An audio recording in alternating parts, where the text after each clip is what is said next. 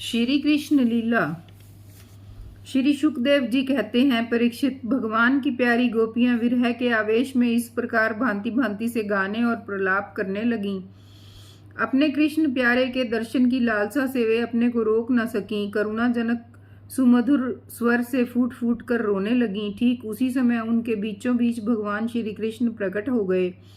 उनका मुख कमल मंद मंद मुस्कान से खिला हुआ था। गले में वनमाला थी, पीताम्बर धारण किए हुए थे। उनका ये रूप क्या था, सबके मन को मथ डालने वाले, कामदेव के मन को भी मथने वाला था।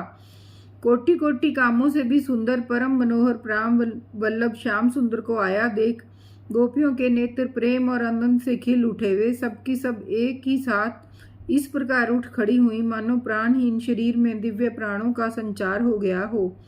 शरीर के एक एक अंग में नवीन चेतना, नूतन स्फूर्ति आ गई हो। एक गोपी ने बड़े प्रेम और आनंद से श्री कृष्ण के कर कमल को अपने दोनों हाथों में ले लिया और धीरे धीरे उसे सहलाने लगी। दूसरी गोपी ने उनके चंदन चर्चित भुज दंड को अपने कंधे पर रख लिया। तीसरी सुंदरी ने भगवान का चबाया हुआ पान अपने हाथों में ले लिया। चौथी गोपी, जिसके हृदय में भगवान के विरह से बड़ी जलन हो रही थी, बैठ गई और उनके चरण कमलों को अपने वक्षस्थल पर रख लिया। पांचवी गोपी प्रणय कोप से विहल होकर, भौहें चढ़ाकर, दांतों से होठ दबाकर, अपने कटाक्ष बाणों से बीनती हुई उनकी ओर ताकने लगी। छठी गोपी अपने निर्निमेष नयनों से उनके मुख कमल का मकरंद रस पान करने लगी। परंतु जैसे संत पुरुष भगवान के चरणों के दर्शन से कभी तृप्त नहीं होते, वैसे ही वह उनकी मुख माधुरी का निरंतर पान करते रहने पर भी तृप्त नहीं होती थी। सातवीं गोपी नेत्रों के मार्ग से भगवान को अपने हृदय में ले गई और फिर उसने आंखें बंद कर लीं। अब मन ही मन भगवान का आलिंगन करने से उसका शरीर पुलकित हो गया, रोम रोम खिल उठा और वह सिद्ध योगियों के समान परमानंद में मगन हो गई। परीक्षित, जैसे मुमुक्षु जन परम ज्ञानी संत पुरुष को प्राप्त करके संसार की पीड़ा से मुक्त हो जाते हैं, वैसे ही सभी गोपियों को भगवान श्री कृष्ण के दर्शन से परम आनंद और परम उल्लास प्राप्त हुआ।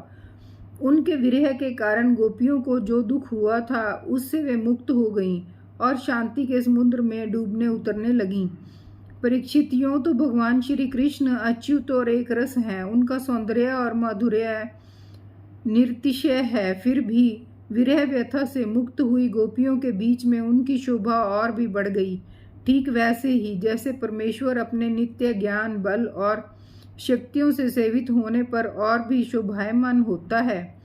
इसके बाद भगवान श्री कृष्ण ने उन ब्रज सुंदरियों को साथ लेकर यमुना जी के पुलिन में प्रवेश किया। उस समय खिले हुए कुंद और मंदार के पुष्पों की सुरभि लेकर बड़ी ही शीतल और सुगंधित मंद मंद वायु चल रही थी और उसकी महक से मतवाले होकर भौरे इधर उधर मंडरा रहे थे। शरत पूर्णिमा के चंद्रमा की चांदनी अपनी निराली ही छटा दिखला रही थी। उसके कारण रात्रि के अंधकार का तो कहीं पता ही ना था। सर्वत्र आनंद मंगल का ही साम्राज्य छाया था। वह पुलिन क्या था, यमुना जी ने स्वयं अपनी लहरों के हाथों भगवान की लीला के लिए सुकोमल बालू का रंगमंच बना रखा था। भगवान श्री कृष्ण के दर्शन से गोपियों के हृदय में इतने आनंद और इतने रस का उल्लास हुआ कि उनके हृदय की सारी आदि व्याधि मिट गई। जैसे कर्मकांड की श्रुतियां उसका वर्णन करते करते अंत में ज्ञान कांड का प्रतिपादन करने लगती हैं और वे समस्त मनोरथों से ऊपर उठ जाती हैं, कृत्य हो जाती हैं, वैसे ही गोपियां भी पूर्ण काम हो गईं। अब उन्होंने अपने वक्षस्थल पर लगी हुई रोली केसर से चिन्हित ओढ़नी को अपने परम प्यारे सुहृद श्री कृष्ण के विराजने के लिए बिछा दिया। बड़े बड़े योगीश्वर अपने योग साधन से पवित्र किए हुए हृदय में जिनके लिए आसन की कल्पना करते रहते हैं, किंतु फिर भी अपने हृदय सिंहासन पर बिठा नहीं पाते, वही सर्वशक्तिमान भगवान यमुना जी की रेती में गोपियों की ओढ़नी पर बैठ गए। सहस्त्र सहस्त्र गोपियों के बीच में उनसे पूजित होकर भगवान बड़े ही शोभायमान हो रहे थे।